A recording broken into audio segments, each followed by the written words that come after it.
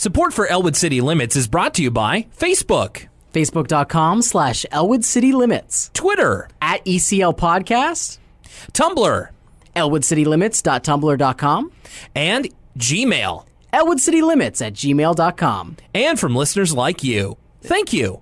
And my free time. Got to get that in there.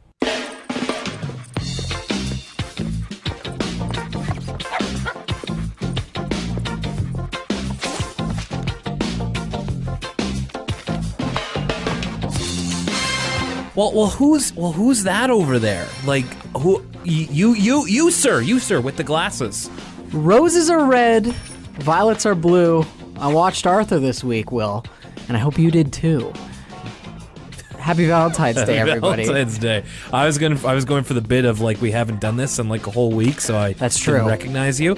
But you were a lot more timely because I even forgot it's Valentine's Day. How could I forget my Valentine, Will? That's wrong. Am I your Valentine? I think you're the only one who dropped off a Valentine's Day card at my desk, so I think you're technically my Valentine for today. That's true, I did. Well, welcome back. It's been a while. It's been a minute since we kicked it here on Elwood City Limits. The episodic Arthur podcast. See, we've been gone so long, I forgot what it is that we do here. A little bit of ring rust, but we're getting back into the swing of it. That's right. My name is Will Young, your host, and joining me is my co-host, Lucas Mancini. Hey, Lucas. Hi. So we are back with another very appropriate. I was going to say topical Arthur episodes. That's right. Last week it was fake news. This week, it's the weather. I don't know what they're going to come up with next. They're going to be talking about, in this Arthur episode, Arthur goes to Russia. Like, I don't know what's going to happen. Arthur seeks advice from a heretofore unknown Russian friend. Yeah, I don't know if we're watching Arthur or HBO's Newsroom with how topical this show's been. I really hope it's Arthur. I really don't want to watch HBO's Newsroom. Okay, maybe Arthur or Law & Order SVU. Okay, all right. There you go. That's a little bit more competition. Well, thank you very much for joining us. Sorry for that little week off. We just kind of ended up with a whole lot of just life colliding. In the last week, my laptop has died, which wasn't the reason why we missed it, but conflicting work schedules, and then of course this weather. We're barely here to record this episode, so I'm glad folks, that we are. Count yourself lucky they even get an Arthur episode this week. I'm kidding, of course. I love doing this show, and I was super nervous that we weren't going to be able to record with all this weather. I don't know. Yeah. Our American friends, if they're on the East Coast, should be familiar with what we're experiencing. Yes. They're getting the same system.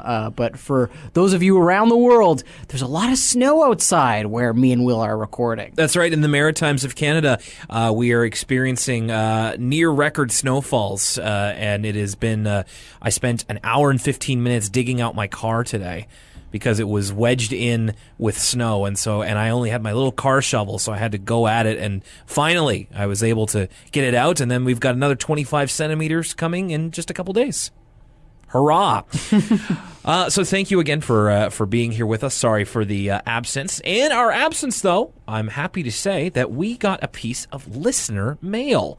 And through our email address, elwoodcitylimits@gmail.com. So we wanted to take some time because this person brings up quite a few interesting points. The email is from Gareth.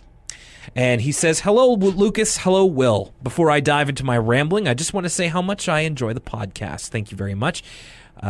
Gareth has a very nice paragraph here. "Arthur was my favorite show growing up, remains one of my all-time favorites. I'm happy to say you two give it all the respect and gravitas it deserves." No problem, Gareth.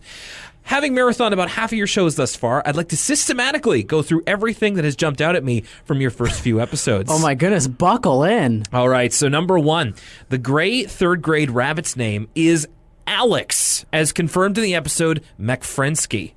I'm logging on to the Arthur Wikia as we speak to cross-reference this. Wow. Okay. So Frank no more. But Frank no more. Maybe he goes by his middle name Alex, and Frank is his given name. Or he's Alex in quotations. Frank, that's his nickname. There you go. Yeah, like he's in the credits of a 90s movie. Exactly. Number two, if you are still interested in finding Arthur episodes by legal means, Amazon does offer a completely legal way of watching the show for the, some would say, outrageous price of $1.99 per episode. I wonder if that's better if you have Amazon Prime. I know a large population of people do. I read that statistic recently. So, well, there you go. You can find all of the episodes legally through Amazon. Number 3, you often speak of Mr. Haney's befuddlement. I just think it of note to point out that it is revealed in the episode The Boy with His Head in the Clouds that he is dyslexic, something that I understand Will can sympathize with. I believe he means Lucas, since you are dyslexic. Yes, that is true. Mr. Haney is revealed later on to be, he is retconned to be dyslexic. Well, maybe that explains why I like him so dang much. That could be. Number 4, Elwood City is probably analogous to Boston, Massachusetts. Wikipedia goes into more detail than I will here. I didn't know there was a Wikipedia page for the city. But ultimately, other than having a similar climate, the largest clue comes from the episode The Curse of the Grebes, which presents a fictional representation of the real-life Boston Red Sox, referencing baseball lore such as the Curse of the Bambino and vaguely the rivalry between the Red Sox and the New York Yankees. I was going to jokingly say, what is this, an Arthur episode about the Curse of the Great Bambino? I am so excited to actually get to that. Well, I think that's all the evidence we need. I mean, we've speculated that it's on the East Coast.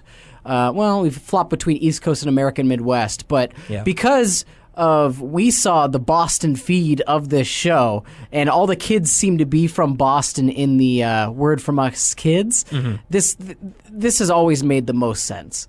It's good to hear it almost confirmed, though. And, of course, WGBH is in Boston. Right, so like I said, yeah. Probably them writing and drawing what they know.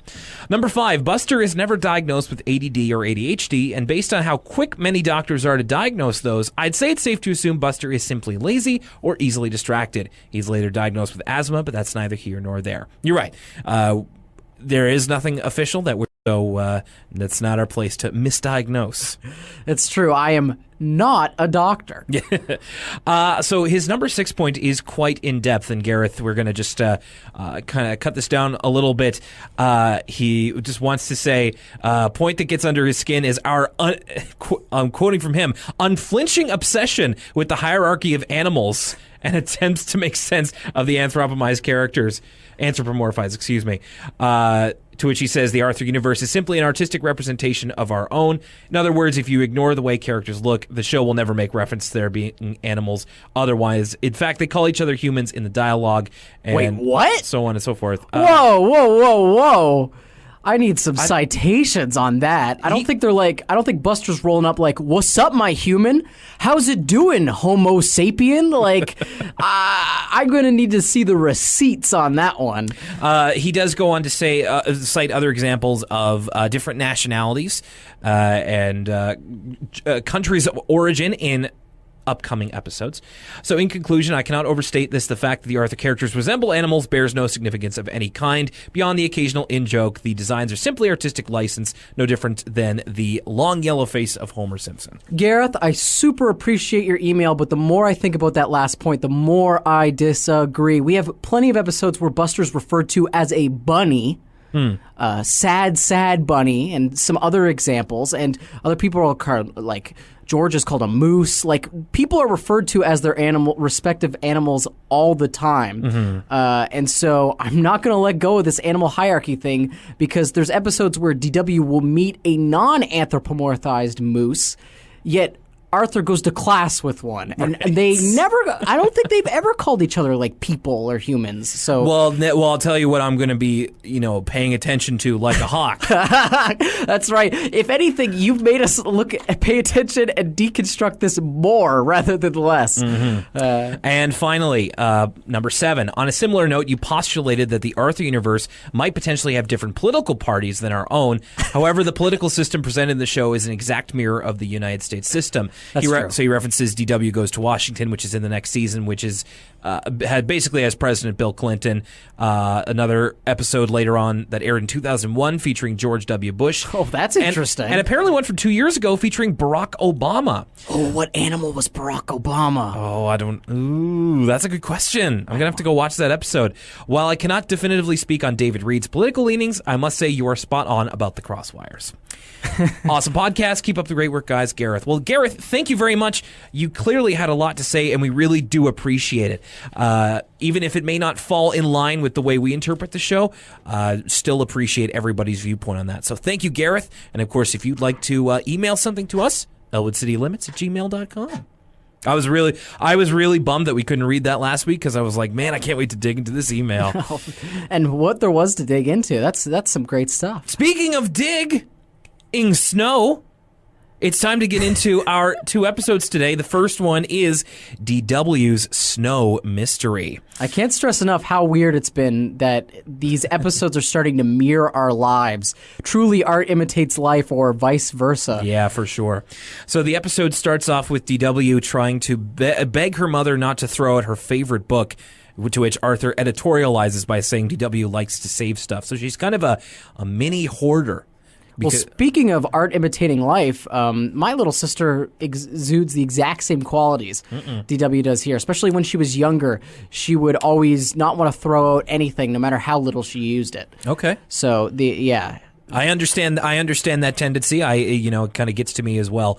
Although Arthur, I want to this is a real quick setup to the episode. He's just like to get to the point that he's making, because he's like, DW would save everything. She likes to save her acorns, and then there's the snowball. And I'm like, I kind of need maybe one more thing in there, like just to flesh it out. It's like she collects acorns and books, I guess. Okay, and then the snowball. It's like that's not really hoarding, as we get into. There's a very specific reason why she has this one snowball. It'd be interesting if someone did some editing tricks around this opening sequence and turned it into a little mini episode of TLC's Hoarders. DW with all these acorns, there's not enough room left for DW in there. Just Photoshop in a stack of old newspapers in her room. Exactly. I'm going to read them. I'm going to read them. So yes, the episode is based around a snowball that DW has saved in a plate in the freezer, and she kind of takes a look at it, and we begin the episode where she goes. Yes, sorry. Oh, sorry. No, I just wanted to say that at this point, when she looks at the snowball, this image is ingrained in my brain. This is a legendary Arthur episode. I feel like even your typical layman who maybe watched Arthur a little bit when they were a kid, it wasn't even their favorite show, everybody knows this episode. I feel like this is almost the prototypical episode of Arthur. Right. DW Snowball. And it might be the first one of these that we've run into where it's like, this is one of those Arthur episodes that everybody that's our age remembers. That's true. So we begin the episode, DW checking the freezer, and then she finds the snowball missing, and she says, maybe I'm dreaming. And normally when, the dreaming, it's like you kind of pinch yourself. This time she kind of pulls her cheek real tight, it's like elastic, and then just smacks her skin. It's very Hellraiser. Yeah, a little bit. And then she lets out this huge scream, and her mom comes to see what's wrong. And DW is got her face in the freezer. She comes out, and she's got ice forming around the tips of her hair, and it's like her tears have formed into an icy tear, and it's just talk about frosted tips. Thank you. So she's very upset about this, and Mom says what we're all thinking: it's just a snowball. And to which DW said, it's not just a snowball. And so we get the backstory of this snowball, whereas DW and Arthur the previous winter had a great time playing in the snow and, making forts, having snowball fights, building snowmen, all that good stuff. And then they beat their parents in a snowball fight. DW brings in a snowball on a plate, or just brings in a snowball in her hand, and she says she wants to freeze it. She always wants to have a piece of this day. And what I liked here was that the way it's shot, it's that DW is in the kitchen as Mom is washing dishes, and Arthur kind of appears behind her, but she doesn't know that he's there, and Mom's kind of skeptical at letting her keep it, and then Arthur just kind of looks at her and just gives her a nod of come on, let her keep it. So Arthur instrumental in letting that snowball be in the freezer, unbeknownst to DW. And that one shot really added depth to Arthur's character. So far, his relationship with DW has been kind of one note, or two notes, really. It depends on what the episode needs. Sometimes DW is like an exposition machine that hangs out with Arthur, or sometimes she's the antagonist. And that's all really she's had room to be so far in terms of their relationship. So this added a little bit of depth, though. Aw, he wants his sister to be happy, and they keep the snowball. Yeah, it's always good when they add a little bit of sugar to the salt that is DW and Arthur's relationship of just like, they do care about each other. They just also get on each other's nerves. Though I will say, they're never getting that plate back. Like, you know what I mean? Maybe this is because I kind of live in a bachelor apartment by myself. But there's not all that many plates to go around. Yeah, a plate is a thing to lose for you here. That's all I'll say. I could spare one plate. I think I'd be fine, but I understand. Listen, I could spare one, but I would feel its loss. That's all I'm trying to say. And don't even get me started. Let's say they had some reason to get rid of a butter knife. Oh, that's not happening. You'll pry those butter knives from my cold, dead hands. I noted here that so DW kind of finishes her thing where it's like in the summer she checked on it. So it's been about a full year that she's had this snowball. You know, it's like her and Arthur playing around in the sprinkler outside, and she just goes to check on the snowball. I noted here that in this episode, at times, the animation seems kind of weirdly off-model. There are, like, weird proportions and expressions here and there. Like, I noted that there's, like, a shot of Arthur kind of looking around in the backyard, and it's like his head is weirdly small.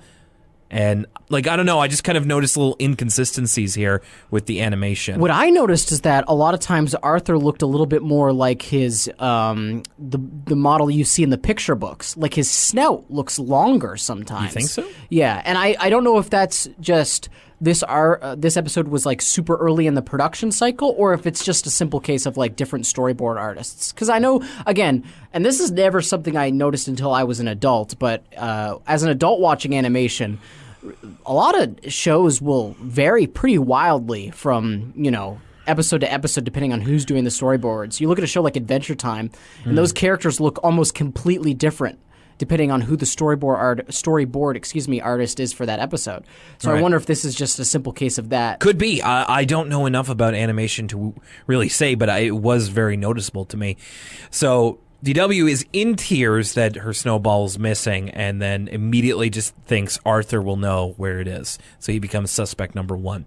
At this point, Arthur, Buster, and Francine are in Arthur's room making a clock tower out of toothpicks.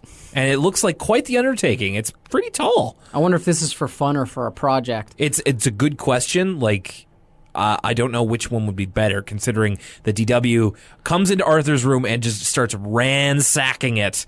She is just hunting for that snowball, like turning things over and stuff. And she gives a great, like, they're just like DW, what are you doing? Like, is something missing?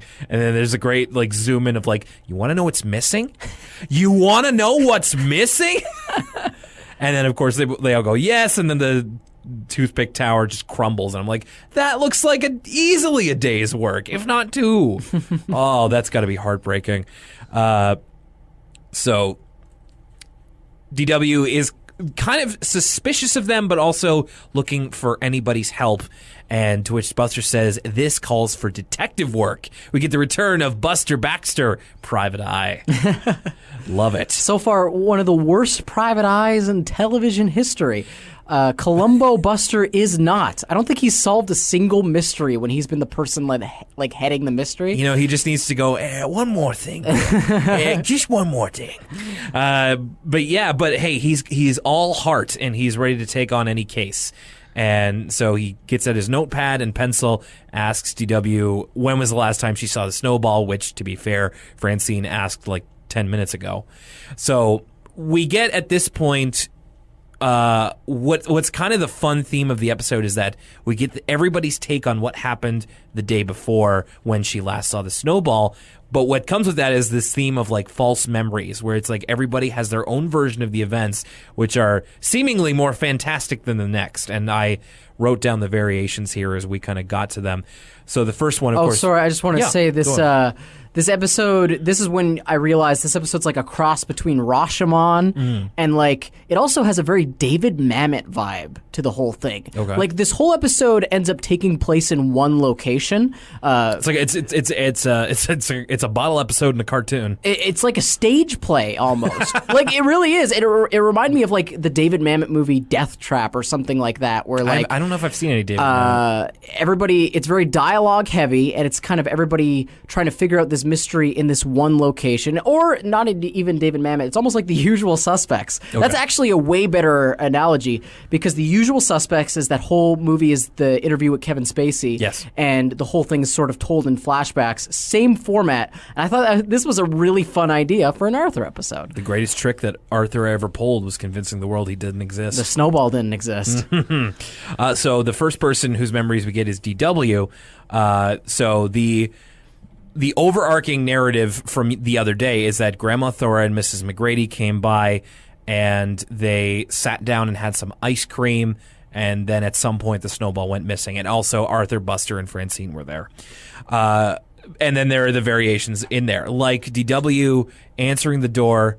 Grandma Thora and Mrs. McGrady are there. She jumps into Grandma Thora's arms and she says, "DW, my favorite grandchild." And then we cut to Arthur. She's like, "Oh, hi, Arthur." And Arthur is this.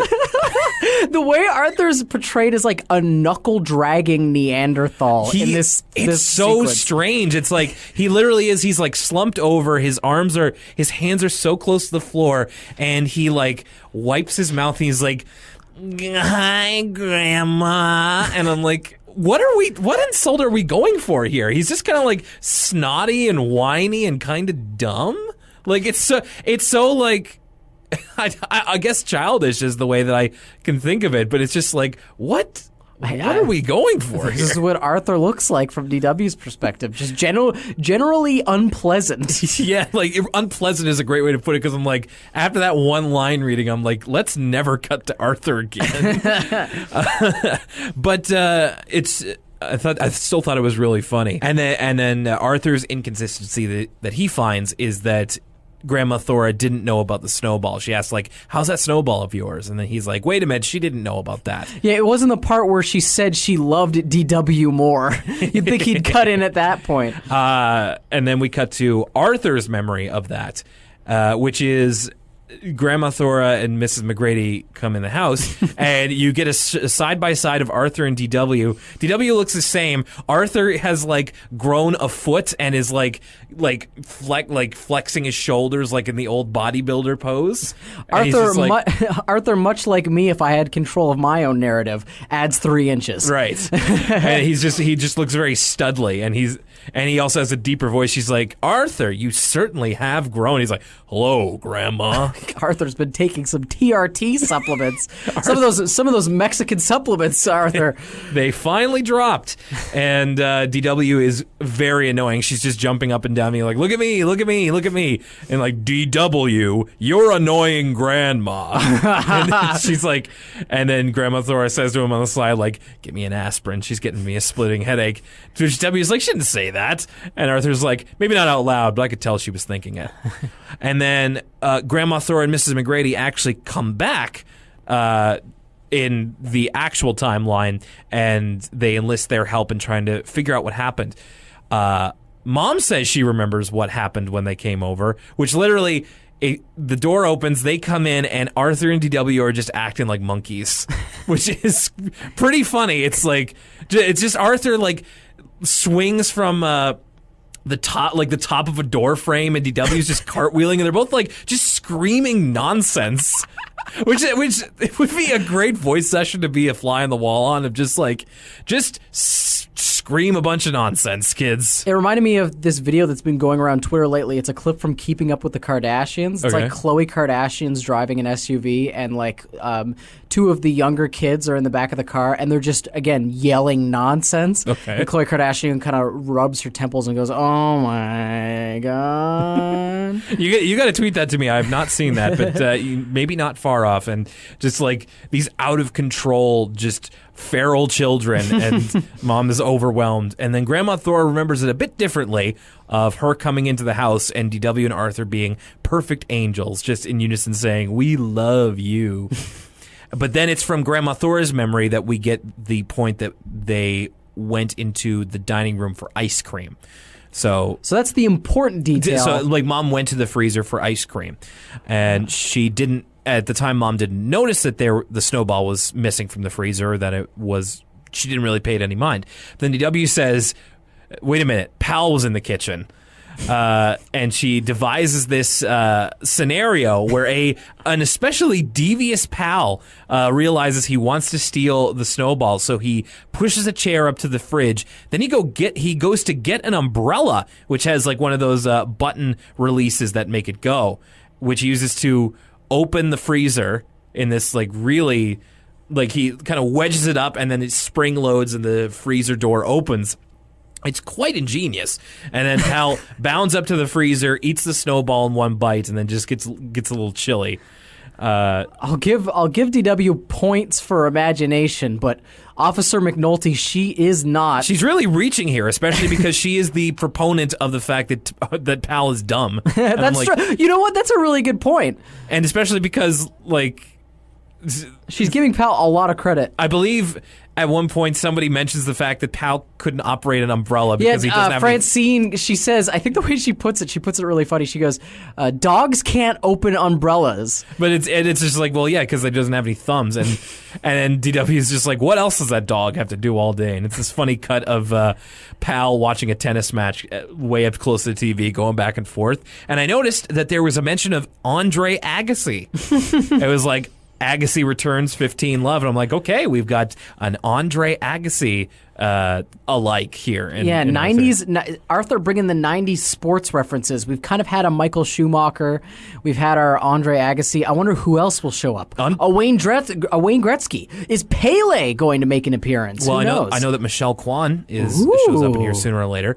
Andre Agassi, one of the first pro tennis players I was aware of, him and Pete Sampras. Oh my goodness, you're already way over my head with the pro tennis knowledge. Those were like, I think I asked my dad like who professionally plays tennis when I was younger, and he's like, Andre Agassi and Pete Sampras. Listen, I'm only familiar with pro tennis players if they date Drake, and that's where my pro tennis knowledge begins and ends. Fair enough. Your Anna Kournikovas and the like. Then we get into the friends' perspectives of what happened, because they were also there as guests eating ice cream.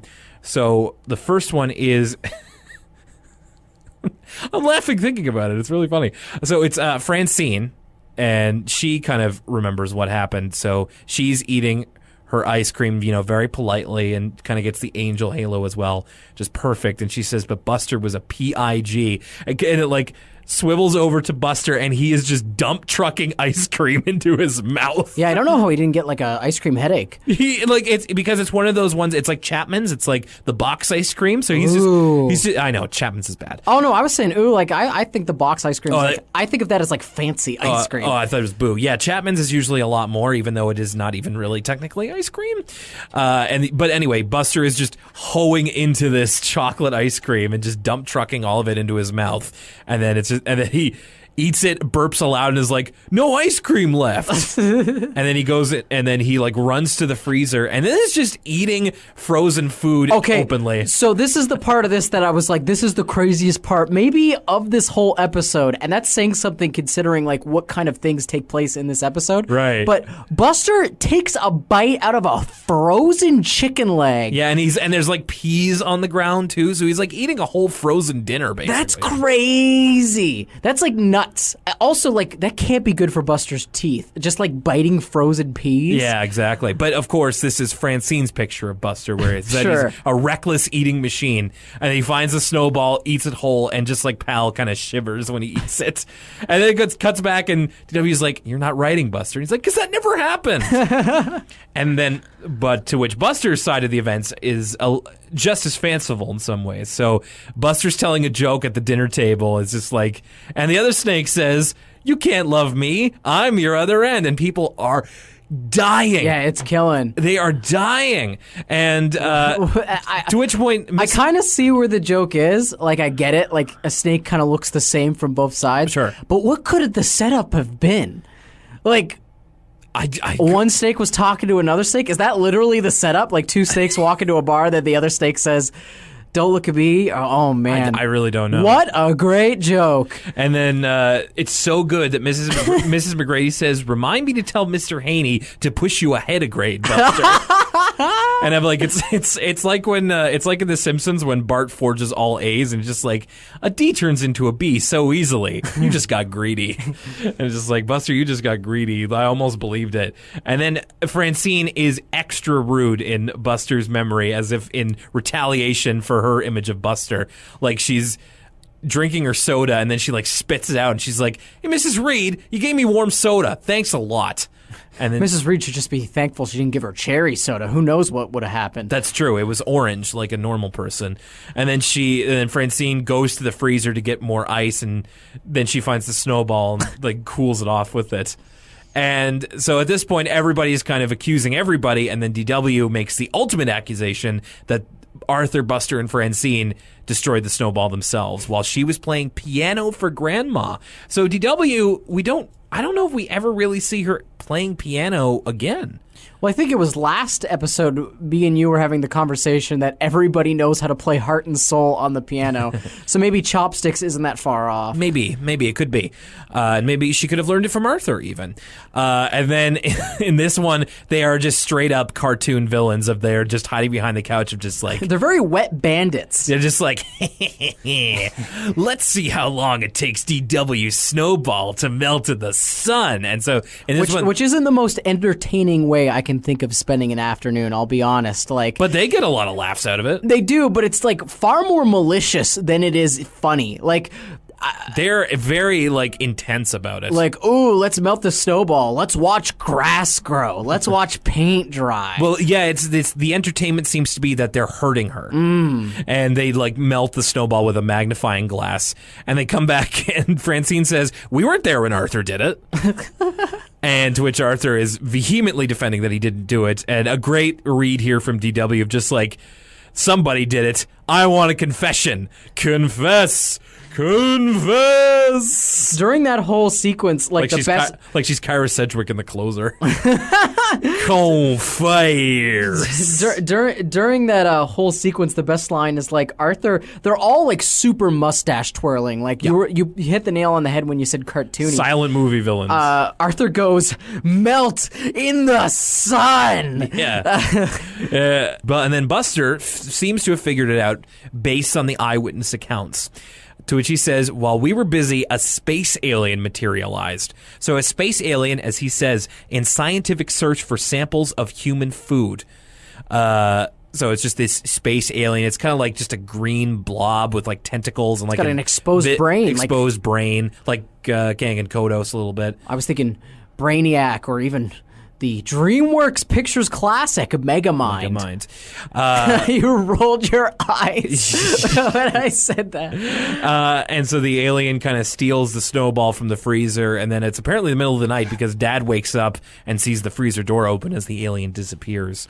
We get a great, like, almost if he's a Splinter Cell NPC, he goes, huh? Yeah, just, huh? Huh? What was that noise? Who turned out the lights? What the hell? That was Splinter Cell. They go, who turned out the lights? They say that. I haven't played Splinter Cell in a long time. I used to love those games though. I don't remember that. Huh? I'm pulling you out, Fisher. Okay. Jesus Christ, Fisher. The mission's over. Anyway, they come back and obviously nobody believes that. And at this point, Mom is like, whoever did it should just admit it. It's like, it's not nice to do this to a little girl. And DW, another great line of just, I think you're all in on it. You're trying to break a child's heart. It's a conspiracy. And then suddenly everybody is stopped because it's the first snow of the year outside. So that means that there's a lot of winter fun ahead. And DW not as into it because it'll never be the same. And then we get a nice little coda to the whole thing of Arthur being like, DW will have just as much fun as last year, maybe more. And they get kind of hug each other, and it's nice. It's a very nice thing. But then of course it's like, I just wonder what happened to my snowball. And then we get the Silent Hill Aliens ending. If you've ever done one of those in any Silent Hill game, pick one of just like, oh, the aliens did it, or the dog did it. And it's just literally aliens in a flying saucer. Different than the ones that Buster imagined. They're like kind of three-pronged eyes with like long snouts kind of thing. And just being like studying the snowball and with their weird voices of just like, so this is what they eat. We'll have to get the recipe. And that's the end of the episode. It's the most magical realism Arthur has gotten so far. We've kind of we're past realism at this point. Well, we've kind of played with it before. I remember the beach episode. I said, wouldn't it be fun if like the giant octopus DW was worried about the whole time kind of showed up in the background at the end, almost to the point where I expected it. Yeah. This is really the equivalent of that. It's Buster was right all along. It was aliens. Yeah, which will come back into play later on. But yeah, there you go. That's the end of that half of the episode. And now a word from us kids.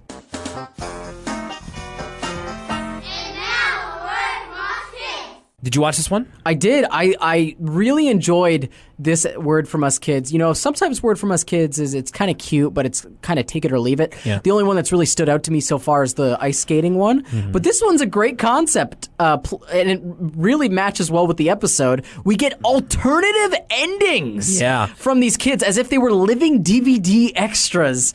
They get to say how they thought the thing wrapped up. Speaking of David Mamet, they get to make their own one-scene plays. Exactly. Of how they believe it really ended. And we get some interesting takes on it with characters like the leprechaun, the elf, and ice cream topping. So there's, it's everything from like leprechaun and an elf stole it to Arthur's dad accidentally ate it when he was looking for like ice cream or some such.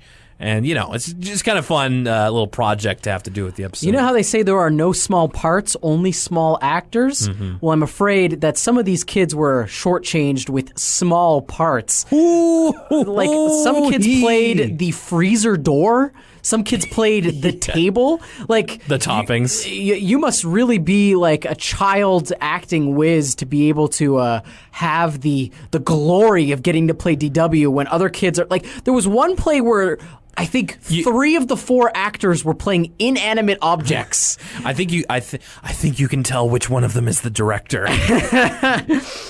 Anyway, pretty cute, and like you said, it's a fun little couple alternate endings that also steer hard into the magical side of magical realism. And now back to Arthur. We move into the second episode. It is Team Trouble. So we've got Arthur talking about his best friends Buster and Francine. So we actually finally get the origins of how Arthur and Buster meet. And it's a little disappointing. I think it's a great gag, right? Because Arthur sets it up and he's like, I'll never forget the day. He literally says it was the most unforgettable moment of my life. To which it's like little baby Arthur playing in the sandbox, and then Buster comes up. He's just like, hi, my name's Buster.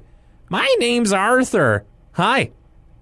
And then well, see ya. Buster walks away, which I think is, I thought like he literally says, well, see ya. I think it's a great joke, though, because back when you're that age, that's really all it takes to become friends. Yes. My best friend of 7 years, now 8 years, I became friends with because one day I brought a Disney Adventures magazine to elementary school. Disney Adventures, I love Disney Adventures. Which one? What was it? Do you remember the cover? I don't remember the cover, but I remember the reason we became friends to this day is because there was a quiz to promote the game Sonic Heroes for the GameCube. And the quiz was, what Sonic Heroes team are you? Ooh. And I was showing it to everybody who would listen. Nobody cared except for this one friend who, and I quote, I'll never forget this, he goes, you like Sonic?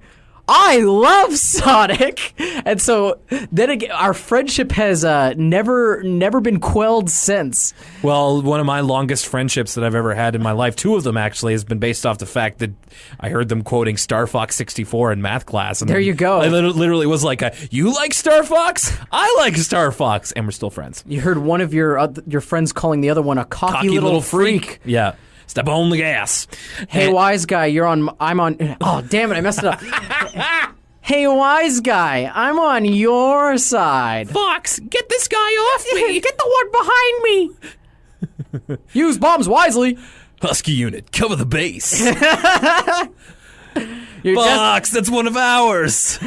you're just like your father, Star Fox. That's when did Morgan Freeman Yeah. go into Star Fox 64? Your father helped me like that too. Yeah, that's the one. That's I get all the voices mixed up. It's all good. Fun game. Andros's enemy is my enemy. Andros has ordered us to take you down. Peppy, long time no see. If you had an older friend back then, maybe they would do the old Star Fox voices where it's like Dap, dap, dap, dap. Good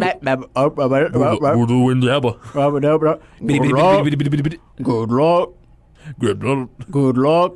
This is Rob 64. Keep up the good work. God, we should just do a podcast where we do the whole podcast in Star Fox voice. Actually, one time on like open radio, I did a StarCraft quote competition with a friend of mine. It was just like we had to go back and forth until one of us couldn't think of another quote. Oh, that'd be fun. Yeah, it was fun. There's a couple of games like that where I just remember all the dialogue because that just happened early enough that it embedded in my brain. StarCraft and Star Fox 64 being two of them. Anyway, yes, love Star Fox 64. Let's not forget our famous Sinistar competitions. I am Sinistar. And then like when he just screams. Those are basically the two quotes from Sinistar are I am Sinistar and then him screaming. No, there's a few more. Run. Oh, run. right, I forgot about. How could I forget? Coward. How could I forget run, Beware, run? coward. I live. That's great. Anyway, back to Team Trouble. And then, so Arthur meeting Buster, unforgettable, quote unquote. And then he says, and being on Francine's team is the best. Now, this clip I wrote down here. I really wish we would have saved that clip of Francine and little Arthur. So do you remember that one from an earlier episode where Francine, like they meet each other for the first time and Francine has that big lolly and she smacks it on his head? Oh, yeah. That would have been perfect to use here because this clip almost doesn't make sense because, he says being on Francine's team is the best because when you play with Francine, you never lose. And it's like Francine throwing the football to Arthur and he like accidentally makes a touchdown because it like hit him in the stomach or something. Except like 2 or 3 episodes ago was literally about Arthur being on Francine's team and losing. That's true. That's a really good point, actually. But I think the point was this was supposed to be like a positive aspect of Francine. Sure. And getting smacked in the face with a big old lolly is not exactly positive. At least I wouldn't consider it to be. Well, depends on what you're into. Whatever. And the whole thing is based around them like playing a board game in the treehouse. And then Francine just goes, Arthur, you lose. It's like a very abrupt cut to the actual episode. To which they are learning about various old structures in the classroom. So, like, Ratburn has a slideshow, like an actual slide show, not your PowerPoint slideshow. And he's like showing the overhead projector, I believe, is the technical term. No, it wasn't overhead. It was like on the old AV unit. Ooh. So we're like a step away from the projector with the magnifying thing that you would do math problems from. So they're learning about stuff like the Great Wall of China, to which Buster says, that's even older than the cafeteria hot dogs. Yeah, Buster and Arthur are sort of doing their inner Tom Servo and whatever the other one's named is. Basically them MST3King Ratburn, as you said. It's like Ratburns are Mitchell. Mitchell. You better run, or he'll steal your lunch. You'd better hide your lunch. This episode's so topical, I expected Buster to be like, The Great Wall of China. That's that movie where Mark Wahlberg saves everybody. Yeah, speaking of topical, that's out this week. I'm not very excited for The Great Wall of China. I'm not gonna Especially considering all the smash hits that are in theaters right now. Shouts out to Lego Batman and John Wick 2. There's your double feature for Valentine's Day. 50 Shades of what? Never mind. Yeah, I haven't gotten to the movies yet, so I mean, I'd still have to see John Wick, and La La Land has finally made its way over here, so I got to see that too. Highly recommend it. I know it's a boring white person. Like, if you were to look at me... Hey, so am I. If you were to look at me on the street, take it from me, I look like the kind of guy that'd be like, oh my god, La La Land's so good. And you know what? Sometimes stereotypes are stereotypes because they're true. It's a movie about the joy of cinema. It's the magic of filmmaking. It's jazz. You like jazz? It's an ode to old Hollywood. It's an ode to old Hollywood and the jazz of yesterday. Yeah. Yeah. You should see La La Land. It's fun. Yeah, no, I totally will.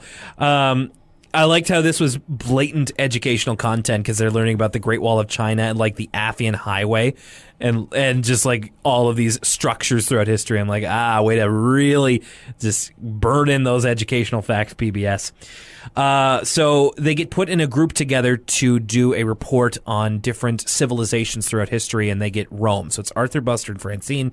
I thought this was interesting to compare with an episode like Perfect Brother. The Perfect Brother was about living with your friends. This one is about working with them, which can also be a little bit of a tough sell sometimes. Well, I also noticed this is the third episode in a row where we've had sort of a theme combining the two episodes. Right. So we've already had going on a vacation. We've had, grandma. There's been a couple themes in a row. This one is like the characters giving different perspectives on the same sort of events. Oh, yeah. So, and I just realized that now. Yeah. That's a the good point. first episode was about, different theories about what happened at the snowball. This episode's about different takes on the history of Rome, I guess? Yeah.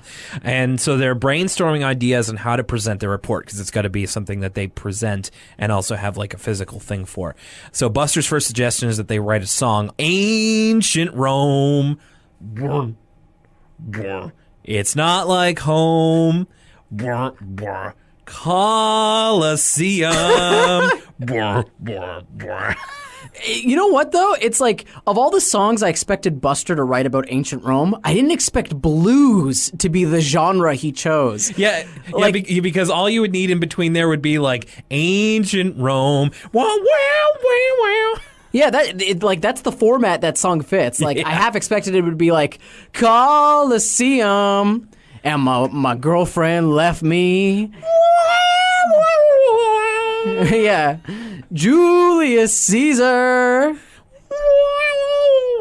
got stabbed in the back. Yeah, I dig it. I'm all in on Buster's. I think, you know what? Considering with the benefit of foresight, considering how this project turned out, at least in its sort of their first draft, maybe they should have went with Buster's song.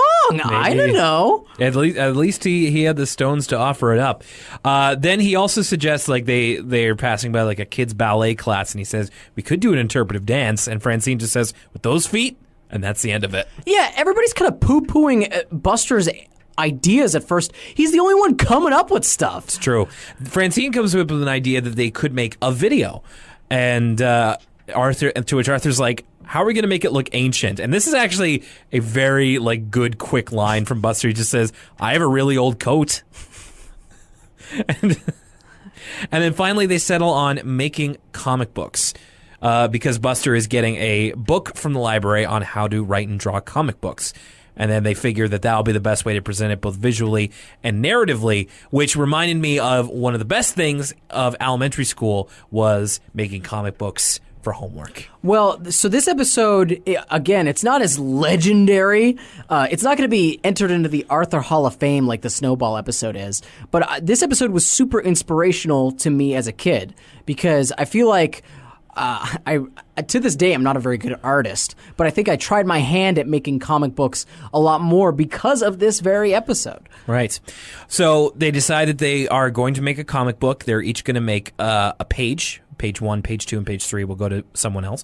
And they get in their heads that this is going to be amazing, that this is absolutely going to work. And it seems that they have got the research part totally down because they didn't borrow a single book, and they are just going to go ahead full bore and just do it. Yeah, I don't know. Do what's in their heart. I don't know what they know less about.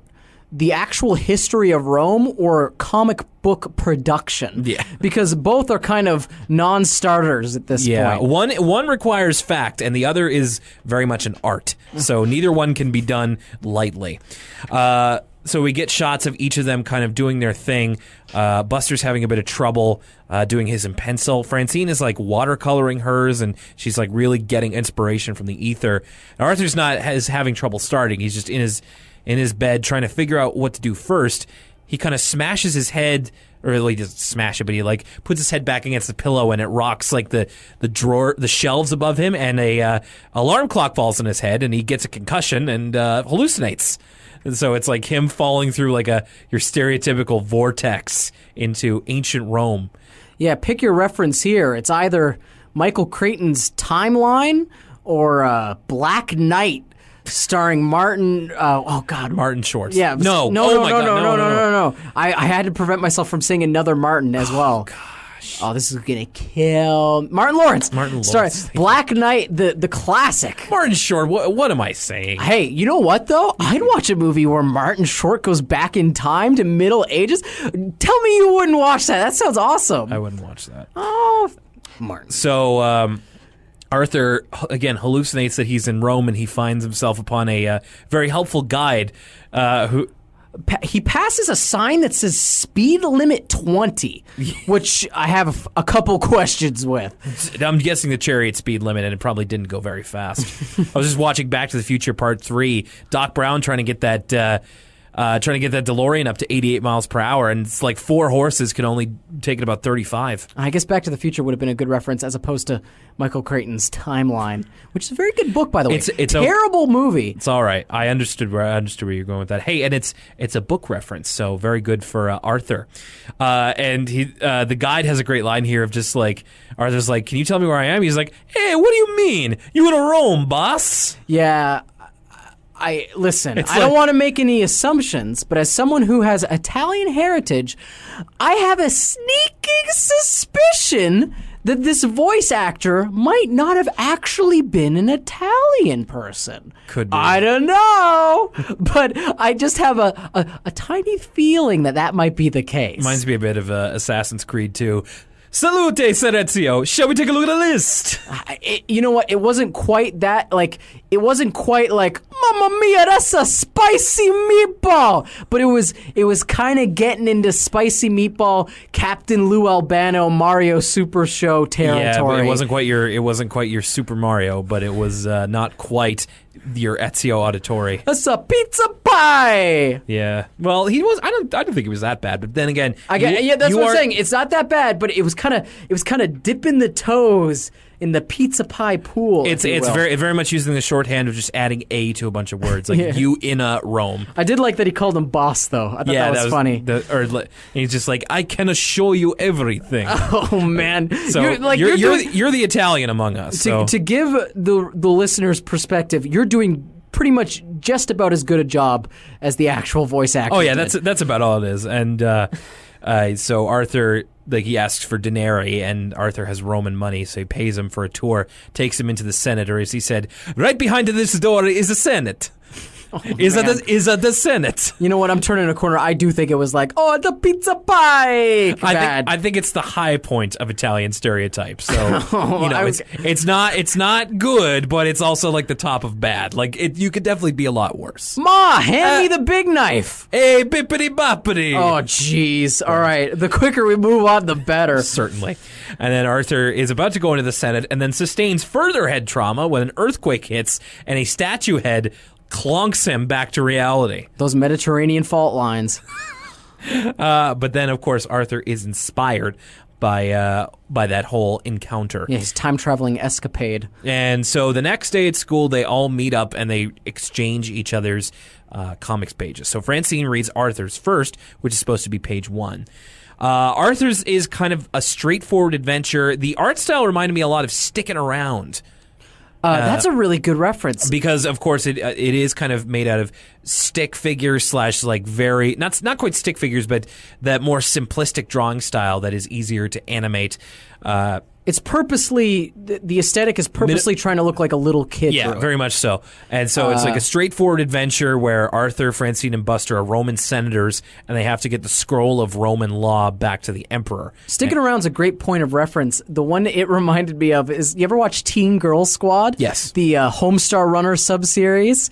Cheerleader, so-and-so What's her face? The ugly one! Elwood! Yeah, like that's a Corn really... chips are no place for a mighty warrior. Yeah. Lathed! The whole thing is like it's like a comic that Strong Bad drew, so it all looks like it was drawn on loose leaf and by someone who didn't have a lot of drawing experience. And so I found this aesthetic was really similar. Although in its own way, both of these, like both that and Teen Girl Squad, are like surprisingly quite good for that minimalistic art style. Well, I was going to say you mentioned like quote unquote easier to animate, and I bet actually it was. Yeah, maybe it isn't. I bet like it's the trick where they're tricking you into thinking that. Like I bet they do such a good job of making it look like a kid drew it that it almost looks effortless. Yeah. But I bet it's interesting how one of the things I love about this episode, not to play my hand too early, Sure. is how different the art styles and aesthetics are for each of the kids' stories. Just to show that like different people drew each one of these, not to go along with how different people came up with the story. Different people drew it as well. You're right, actually, and that's my note for Francine's page 2. We'll get to that in a second.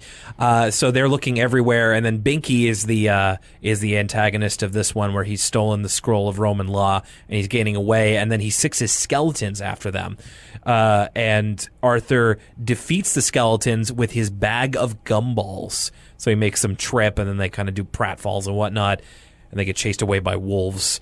You kind of feel bad. I remember even as a kid feeling kind of weird about this sequence because I feel real bad for the skeletons. Yeah, they seem really pathetic in a way that kind of makes you feel pity for them. Well, they seem so scared of the wolves. One of them loses his head, and they're like, "Oh no!" Like I just feel it's kind of sad. You know what? I felt the same thing when I was a kid too. Like I think they did too good a job at making them, not very good.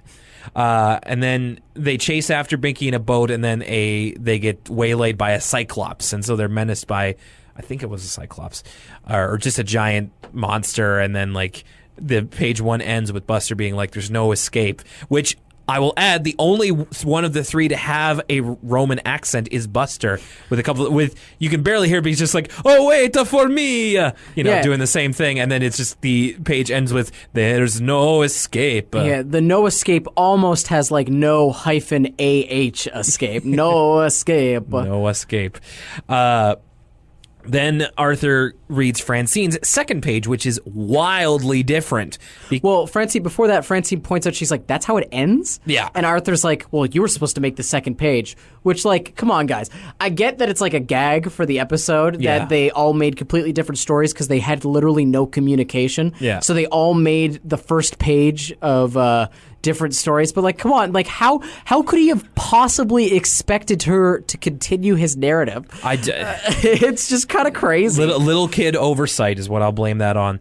So Francine's page is just her beating Arthur and Buster at the Olympics. The first Olympics. Yeah. So and as you said, different art style here. So in Arthur's drawing, Francine is kind of drawn, fairly like. They're all kind of boxes. Normally, yeah. And in this one, legs. Francine has a more pronounced kind of snout, almost like Arthur. So she's drawn herself quite differently. Arthur and Buster look similar enough, but she looks quite different. And I thought that was actually a really nice touch of how she sees herself compared to how Arthur sees her. My favorite part about this is as she's beating them in all the first Olympic Games, there's a part at the end where I think it's like Greco-Roman wrestling is what it's supposed to be, but she's just giving them gorilla press slams, which is really funny. Just, and like just military pressing them over and then just throwing them like Goldberg. And they don't seem to be willing participants either. Like Buster's kind of like, "Oh no. Yeah, no, and Arthur's just like, "I quit, I give up, uncle," and just slams him down. And then at the end, she gets all the gold medals and cuts to Arthur and Buster literally crying. And so it's just her humiliating them. And finally, Buster's is even more wildly different because he decided to do it in a manner called a splash panel. And we can tell which one of the kids was reading the most Rob Liefeld comics at the time.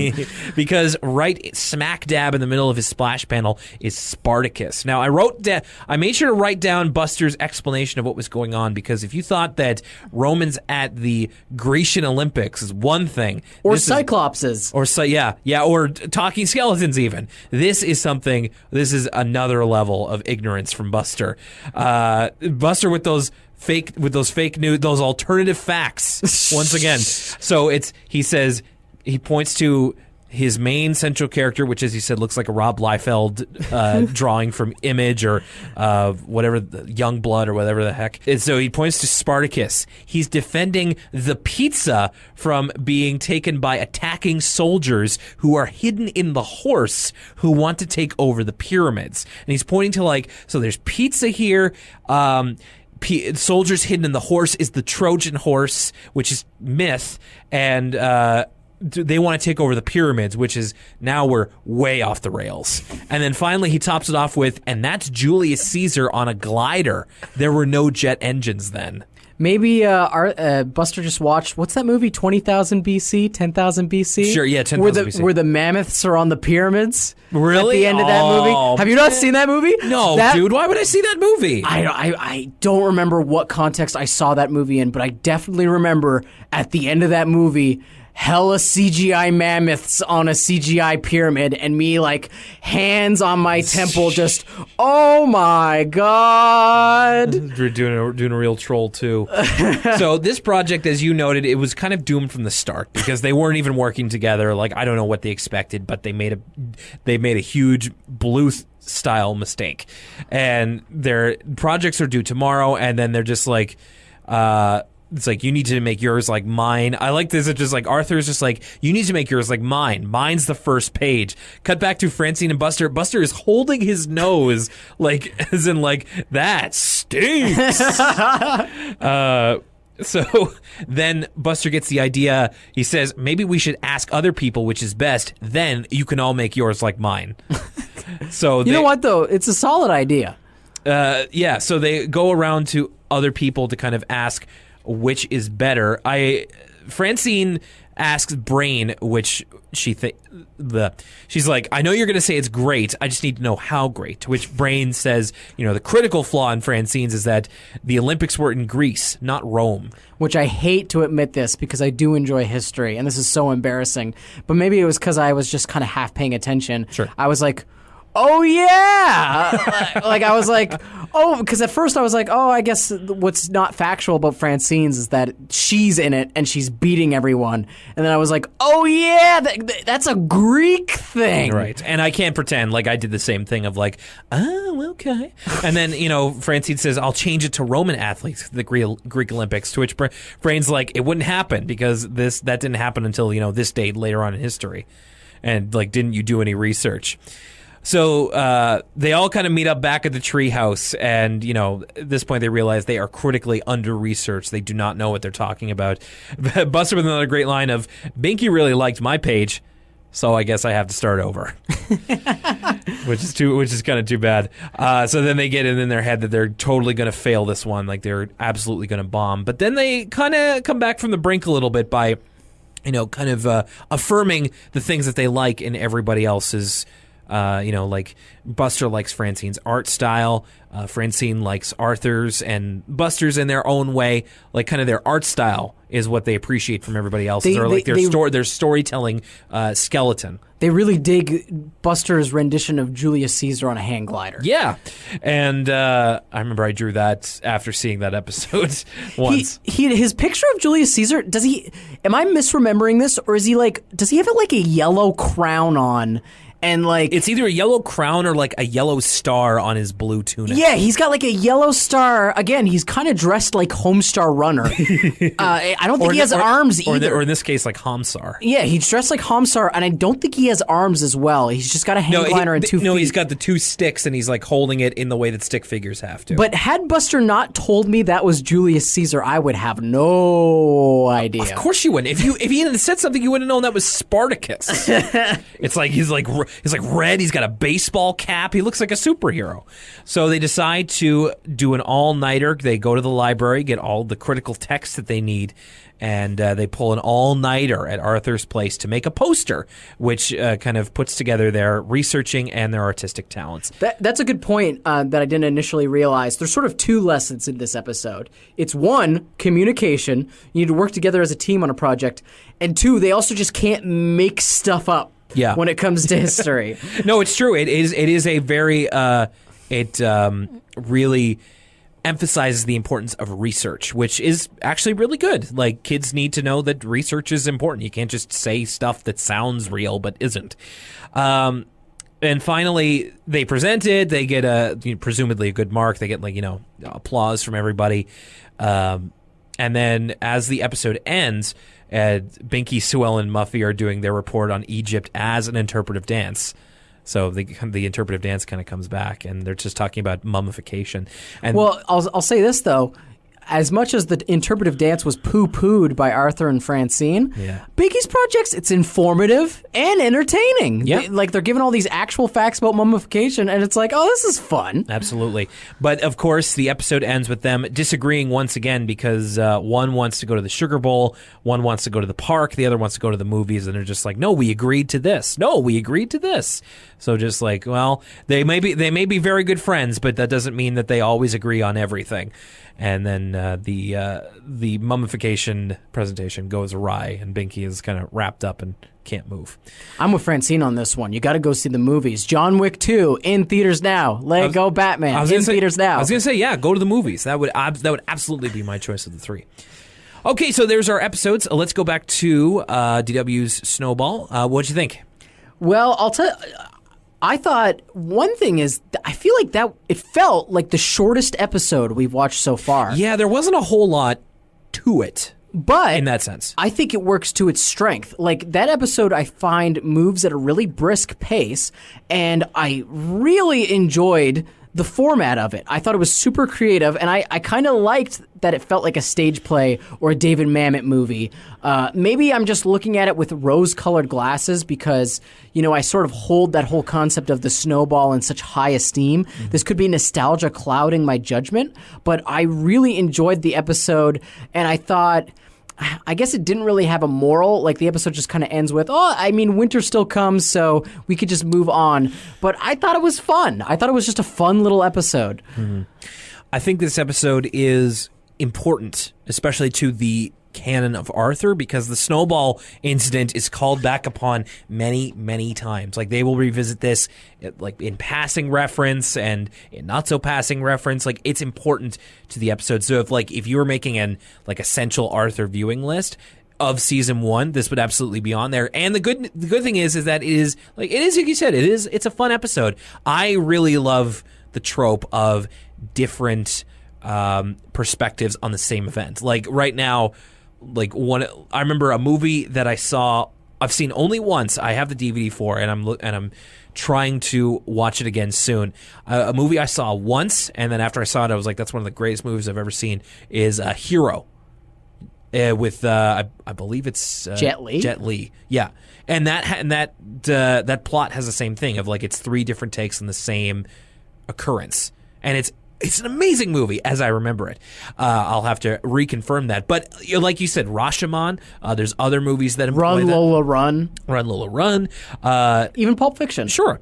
And I really like that trope. I think they made very good use out of it. It was fun. It wasn't super consequential or anything, which, it's... At some point, you're just like, you can take it or leave it. But, I thought it was a nice, fun one and very important to the overall canon of episodes. Now that you mention that, though, I think it is maybe the reason I hold it in such high regard. It's kind of like when, and this is, again, another wrestling reference, but when the WWE takes a moment from its past and it sort of makes it into a bigger deal than it was at the time because they show it so often. Stone Cold's beer truck. I'm sure at the time it was just another wacky thing on an episode of Raw. Yeah, that was just another main event segment of a really hot period of wrestling. But because we see the clips so often, it's sort of made into something bigger than it was. Yeah, that's been number 1. I think that was number 1 on their top 50 OMG moments or something. So but you know what? I think this is the exact same case where because the snowball is something that gets referenced so much in the Arthur continuity, maybe that's why I think it stands out in my head more. Sure. No, that's a very good point. And then Team Trouble. Now, this was one that when we watched it last week, I was kind of like, oh, that's a pretty good episode. But in reviewing it, I actually find it's a little bit stronger than I than I may have initially given it credit for. And it's because, like, the messages were so underlying that I didn't really catch them at the time. Like, I noticed of, like, this is the whole thing of, like, you can be friends, but it still takes a lot of work to collaborate on something. But then you made the point of how, you know, research in a school project is critical, and it's what kind of one of their biggest shortcomings in that whole thing. I think that that's really important to emphasize, because the end of the episode, you know, with the montage, is them going to the library, getting the research, and doing the work, which is very, very important. And I think it's something very good to teach. I also thought that it had some really good lines. I think it fleshed out their friendship a lot more, which I think is always a good thing between the kind of main three characters here. And I think it was really enjoyable and had something to say. And I really appreciated it on pretty much all fronts. I also, I totally agree with you that, like, going back and talking about it now, I totally have more of an affinity for this episode than after I first watched it. Mm-hmm. For one, I'm a sucker for when they play with the format, when it's not just A plot and B plot. Yeah. That's why I like the Snowball episode so much, and that's why I like this episode. I like the little seeing what the kids came up with. It's really imaginative, and I think it gives the writers a chance to play around, much like Buster's fanciful scenarios do. Right. And I like what they did with the art style. You know, if they wanted to be lazier, they could have just animated it like they did Arthur's dream sequence. Yeah, where it could have been a flashback. But they did something really creative with it, and as a sucker for Teen Girl Squad, I really appreciated that. I also liked, you're right, the morals of this episode are good, and it's good that they're twofold, you know, work together as a team, do research, but I also like how the kids come to those conclusions by themselves. Right. They sort of realize the error of their ways when given criticism, and they come together to help each other out and make their project better, which is always that's always the best ending. I like it so much more when the kids come to their own conclusions rather than someone else tells them, hey, this is what you should do. Yeah. So I really appreciate that as well. As a whole, these are two great episodes, I think. I think they both show the best Arthur has to offer. They both show the best Arthur has to offer, with episode 1 having a lot of great humor, having some good non sequiturs and creativity, and episode 2 having some good morals and just being all around fun. Yeah, I think it's an overall very solid episode of Arthur. I'd recommend it, and I might say I think I like Team Trouble more, but either way, you can't really go wrong. So there you go. Of course, we have many ways that you can get in touch with us. Thank you for listening to this episode of Elwood City Limits, and we want to thank everybody who has been active on our social media. We got another 5-star review on our Facebook. We want to thank everybody who's done that so far. That really means a lot. Facebook.com/ Elwood City Limits. It makes us feel like we're doing a good job. We've been a little bit lax, I should say, on those fronts, just because since we didn't do an episode last week, we hadn't had any screen caps to post, but we will be getting those back once again. So Facebook.com/ Elwood City Limits. You can follow us on Twitter at ECL Podcast. Thank you to everybody who's reached out to us there so far. Tumblr, elwoodcitylimits.tumblr.com. And those are also ways where you can find the episode. But you can also go to soundcloud.com/ Elwood City Limits, or you can find us on iTunes. Subscribe over there and give us a rate and review if you please. And finally, if you would like to send us in an email like our pal Gareth did today, Gareth, thanks again for the email, sending it to elwoodcitylimits@gmail.com. Coming up next week, at least so we hope, in case the snow doesn't bury us once again, it seems that we are going to be tackling 2 ensemble episodes, which I'm looking forward to. It's going to be Bully for Binky and Misfortune Teller. So we'll be taking a look at those. And, of course, thank you once again for sticking out with us. Sorry we couldn't get the episode to you last week. We will, of course, continue on in the future with a new episode every Friday. Lucas, what do you got? There's no escape. For Lucas Mancini, his Italian badness, my name is Will Young. I use badness in like the sense of like his royal badness, not in that your Italian is anything negative. Ciao bella, buona Pasqua. Bon appetit. That is French. Potete fame. My name is Will Young. Thank you for joining us for Elwood City Limits. We will see you next time.